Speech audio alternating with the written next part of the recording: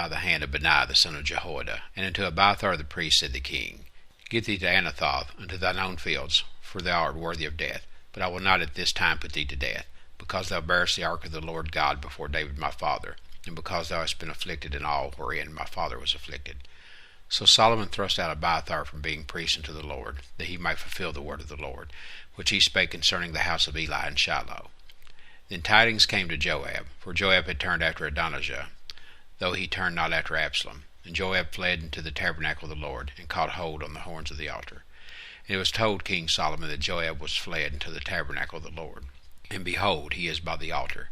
Then Solomon sent Benaiah the son of Jehoiada, saying, Go, fall upon him. And Benaiah came to the tabernacle of the Lord, and said unto him, Thus saith the king, Come forth. And he said, Nay, but I will die here. And Benaiah brought the king word again, saying, Thus said Joab, and thus he answered me. And the king said unto him, Do as he hath said, and fall upon him, and bury him, that thou mayest take away the innocent blood, which Joab shed from me and from the house of my father. And the Lord shall return his blood upon his own head, who fell upon 2 men more righteous and better than he, and slew them with the sword. My father David not knowing thereof, to wit, Abner the son of Ner, captain of the host of Israel, and Amasa the son of Jether, captain of the host of Judah. Their blood shall therefore return upon the head of Joab, and upon the head of his seed forever. But upon David, and upon his seed, and upon his house, and upon his throne, there shall be peace forever from the Lord. So Benaiah the son of Jehoiada went up, and fell upon him, and slew him, and he was buried in his own house in the wilderness. And the king put Benaiah the son of Jehoiada in his room over the host, and Zadok the priest did the king put in the room of Abiathar. And the king sent and called for Shemaiah, and said to him, Build thee an house in Jerusalem, and dwell there, and go not forth thence any whither. For it shall be, that on the day thou goest out, and passest over the brook Kidron, thou shalt know for certain that thou shalt surely die. Thy blood shall be upon thine own head. And Shemaiah said unto the king, The saying is good. As my lord the king hath said, so will thy servant do. And Shemaiah dwelt in Jerusalem many days. And it came to pass at the end of 3 years, that 2 of the servants of Shemaiah ran away unto Achash son of Maacah, king of Gath. And they told Shemaiah, saying, Behold, thy servants be in Gath. And Shemaiah rose, and saddled his ass, and went to Gath to Achash to seek his servants. And Shemaiah went, and brought his servants from Gath. And it was told Solomon that Shemaiah had gone from Jerusalem to Gath, and was come again. And the king sent and called for Shemaiah, and said to him, Did I not make thee to swear by the Lord, and protestest unto me, saying, Know for certain, on the day thou goest out, and walkest abroad any whither, that thou shalt surely die? And thou saidst unto me, The word that I have heard is good. Why then hast thou not kept the oath of the Lord, and the commandment that I have charged thee with? The king said moreover to Shemaiah, Thou knowest all the wickedness which thine heart is privy to, that thou didst to David my father. Therefore the Lord shall return thy wickedness upon thine own head. And King Solomon shall be blessed, and the throne of David shall be established before the Lord forever. So the king commanded Benaiah the son of Jehoiada, which went out and fell upon him, that he died. And the kingdom was established in the hand of Solomon. 1 Kings 3. And Solomon made affinity with Pharaoh king of Egypt, and took Pharaoh's daughter, and brought her into the city of David, until he had made an end of building his own house, and the house of the Lord, and the wall of Jerusalem round about. Only the people sacrificed in high places, because there was no house built unto the name of the Lord until those days. And Solomon loved the Lord, walking in the statutes of David his father. Only he sacrificed and burned incense in high places. And the king went to Gibeon to sacrifice there, for that was the great high place. 1,000 burnt offerings did Solomon offer upon that altar. In Gibeon the Lord appeared to Solomon in a dream by night. And God said, Ask what I shall give thee. And Solomon said, Thou hast showed unto thy servant David my father great mercy, according as he walked before thee in truth, and in righteousness, and in uprightness of heart with thee. And thou hast kept for him this great kindness, that thou hast given him a son to sit on his throne, as it is this day. And now, O Lord my God, thou hast made thy servant king instead of David my father, and I am but a little child. I know not how to go out or come in. And thy servant is in the midst of thy people which thou hast chosen, a great people, that cannot be numbered nor counted for multitude. Give therefore thy servant an understanding heart to judge thy people, that I may discern between good and bad. For who is able to judge this thy so great a people? And the speech pleased the Lord, that Solomon had asked this thing. And God said unto him, Because thou hast asked this thing, and hast not asked for thyself long life, neither hast asked riches for thyself, nor hast asked the life of thine enemies, but hast asked for thyself understanding to discern judgment, Behold, I have done according to thy words. Lo, I have given thee a wise and an understanding heart, so that there was none like thee before thee, neither after thee shall any arise like unto thee. And I have also given thee that which thou hast not asked, both riches and honor, so that there shall not be any among the kings like unto thee all thy days.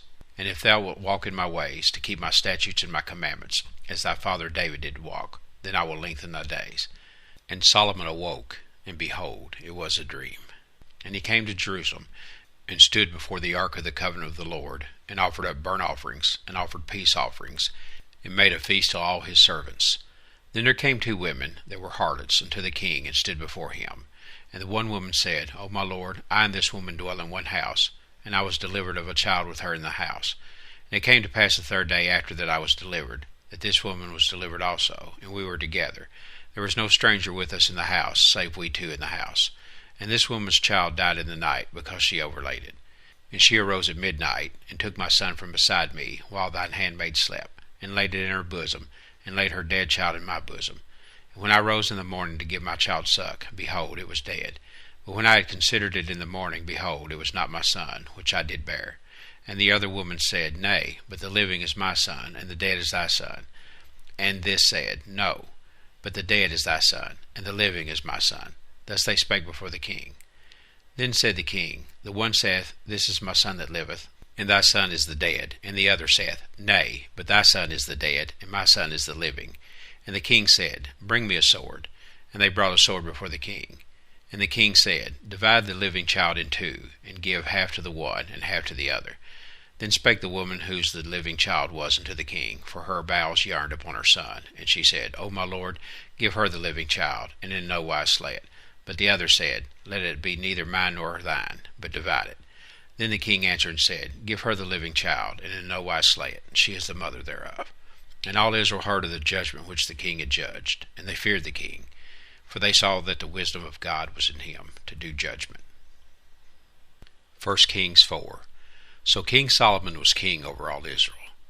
And these were the princes which he had: Azariah the son of Zadok the priest, Elihoreth and Elah, the sons of Shisha, scribes, Jehoshaphat the son of Ahilud, the recorder, and Benaiah the son of Jehoiada was over the host, and Zadok and Abiathar were the priests, and Azariah the son of Nathan was over the officers, and Zabud the son of Nathan was principal officer, and the king's friend, and Ashirah was over the household, and Adoram the son of Abda was over the tribute. And Solomon had 12 officers over all Israel, which provided victuals for the king and his household. Each man his month in a year made provision. And these are their names: the son of Hur in Mount Ephraim, the son of Dekar in Makaz, and in Shalabim, and Bethshemesh, and Elah Bethhanan, the son of Heshed in Araboth. To him pertained Sokah, and all the land of Hepher, the son of Abinadab, in all the region of Dor, which had Taphath, the daughter of Solomon, to wife. Bana the son of Elihud, to him pertained Tanakh and Megiddo, and all Bethshean, which is by Zertana beneath Jezreel, from Bethshean to Abel Maholah, even unto the places beyond Jokneam, the son of Geber, in Ramoth Gilead. To him pertained the towns of Jair, the son of Manasseh, which are in Gilead. To him also pertained the region of Argob, which is in Bashan, 80 great cities with walls and brazen bars. Ahinadab, the son of Iddo, had Mahanaim. Ahimaaz was in Naphtali. He also took Bashmath, the daughter of Solomon, to wife. Bana, the son of Hushai, was in Asher and in Elath. Jehoshaphat, the son of Perurah, in Issachar. Shemaiah, the son of Elah, in Benjamin. Geber, the son of Uri, was in the country of Gilead, in the country of Shihon, king of the Amorites, and of Og, king of Bashan. And he was the only officer which was in the land. Judah and Israel were many, as the sand which is by the sea in multitude, eating and drinking, and making merry. And Solomon reigned over all kingdoms from the river unto the land of the Philistines, and unto the border of Egypt. They brought presents, and served Solomon all the days of his life. And Solomon's provision for one day was 30 measures of fine flour, and 80 measures of meal, 10 fat oxen, and 20 oxen out of the pastures, and 100 sheep, beside harts, and roebucks, and fallow deer, and fatted fowl. For he had dominion over all the region on this side the river, from Tishphah even to Azza, over all the kings on this side the river, and he had peace on all sides round about him. And Judah and Israel dwelt safely, every man under his vine and under his fig tree, from Dan even to Beersheba, all the days of Solomon. And Solomon had 40,000 stalls of horses for his chariots, and 12,000 horsemen. And those officers provided victual for King Solomon, and for all that came into King Solomon's table, every man in his month. They lacked nothing. Barley also and straw for the horses and dromedaries brought they into the place where the officers were, every man according to his charge. And God gave Solomon wisdom and understanding exceeding much, and largeness of heart, even as the sand that is on the seashore. And Solomon's wisdom excelled the wisdom of all the children of the east country, and all the wisdom of Egypt. For he was wiser than all men, than Ethan the Ezrahite, and Heman, and Calcol, and Darda, the sons of Mahol. And his